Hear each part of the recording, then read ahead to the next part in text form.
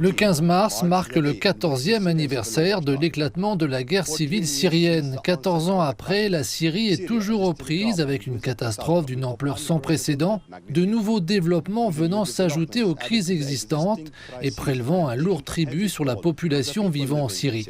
L'anniversaire de cette année est marqué par l'arrivée au pouvoir d'un nouveau gouvernement après l'éviction de celui d'Assad en décembre dernier. Ce nouveau gouvernement a d'abord été accueilli avec espoir par de nombreux Syriens. Cependant, le peuple syrien est désormais dirigé par un gouvernement inexpérimenté dans la gestion d'un État dévasté, qu'il s'agisse de fournir des services par l'intermédiaire d'institutions en ruine ou de faire face aux conséquences de plusieurs années de sanctions. Il ne fait aucun doute que les défis auxquels la Syrie est confrontée sont énormes et de nouvelles crises économiques et sécuritaires ont récemment vu le jour. Les Syriens observent le premier mois de Ramadan après la chute du gouvernement Assad. Le nouveau gouvernement a ordonné la fermeture de tous les restaurants et cafés pendant la journée. Les contrevenants risquent 3 mois de prison, une décision qui a gravement nui aux revenus de milliers de restaurateurs. Alors que la crise économique frappe le pays, le nouveau gouvernement a fixé des limites de retrait dans une économie basée sur l'argent liquide.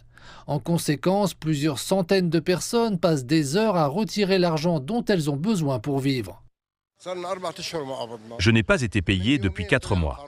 Récemment, le gouvernement a pris la décision de nous verser nos salaires. Alors je suis venu ici aujourd'hui. C'est trop difficile pour un retraité de vivre 4 mois sans aucun revenu. Les Syriens appauvris font la queue, achètent autant de pain que possible avant de le revendre au bord des routes pour gagner un peu d'argent au quotidien. Les possibilités d'emploi s'étant raréfiées. La situation économique en Syrie est mauvaise. On trouve de tout en abondance, mais il n'y a pas de pouvoir d'achat et pas d'argent.